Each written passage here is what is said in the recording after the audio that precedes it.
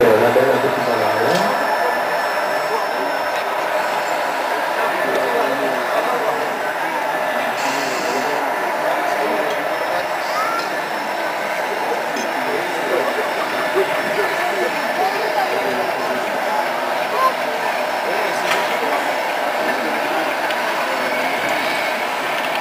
Alors, sur le fond, c'est un camion en panne à l'autre.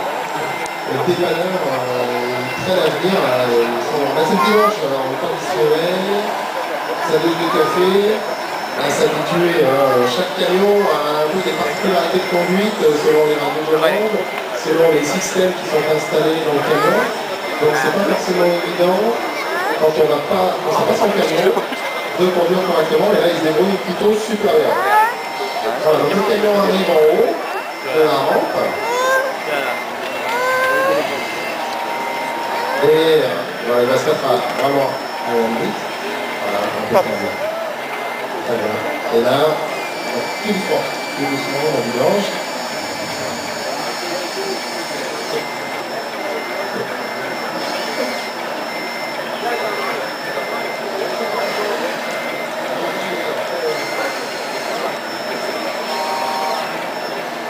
Voilà, hop. On charge. Donc on alimente le silo par son bac, par son réceptacle, et le grain est remonté dans le silo à l'aide de la vis sans frein qui est dans le tube métallique que vous voyez. Alors je rappelle qu'à 10h30, on fait une démo trial.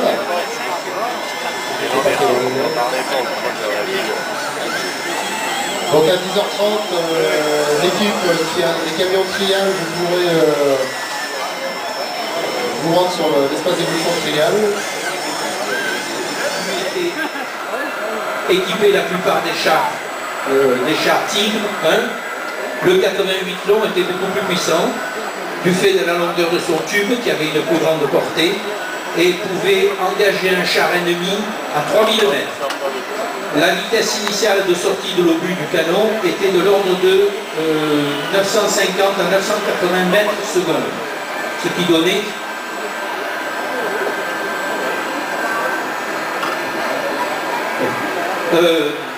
Gérard vient de me signaler qu'ils vont faire un coup de feu à partir d'un des chars.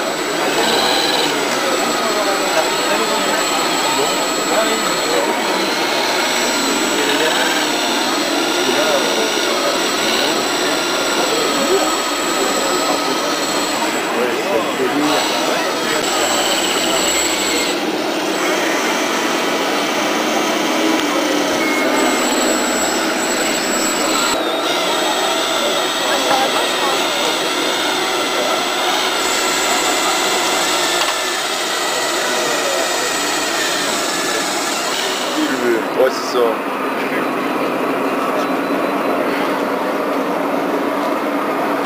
Tu vois longtemps que t'as appris à conduire ou quoi? Des évolutions complètement réalistes et véridiques par rapport à ce que fait le modèle réel. Qu'est-ce qu'on a d'autre? Vous pouvez voir aussi juste devant cette chargeuse, vous avez une pelle hydraulique équipée de pinces dont le rôle est de prendre les rochers pour réaliser.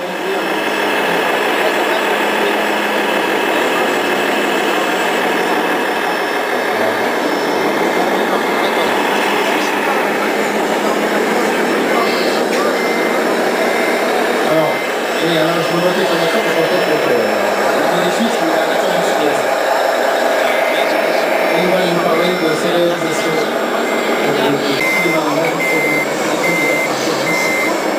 Le char va se commander par rapport au camarade de Sénégal, et des chars de Vienne.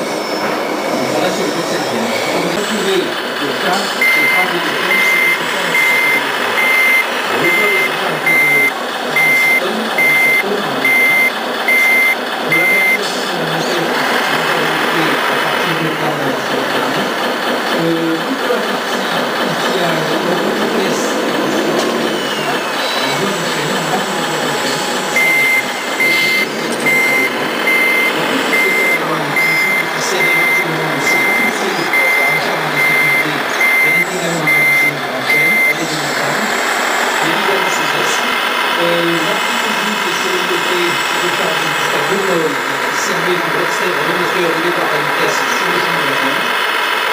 canon qui est devant est un canon qui est assez symbolique, c'est un canon de 20 mm, c'est 2 cm de diamètre. C'était un canon pour une défense approximative.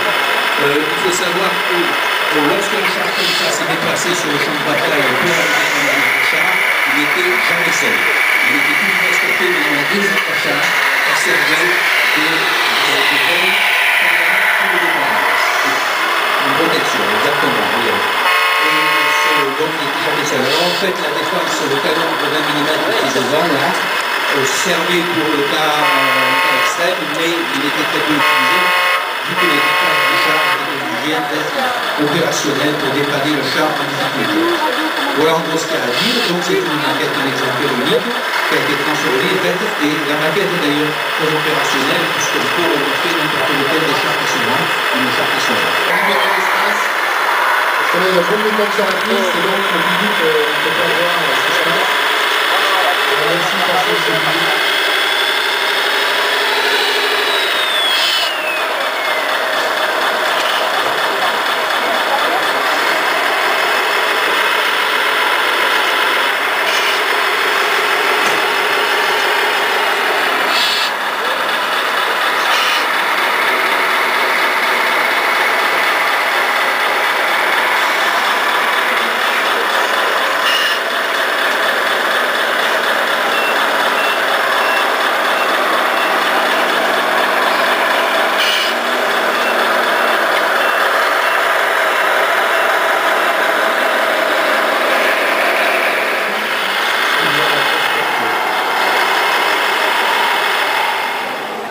Attention, regarde, tu les vois. Je vais descendre. Allez, bon. T'as démarré.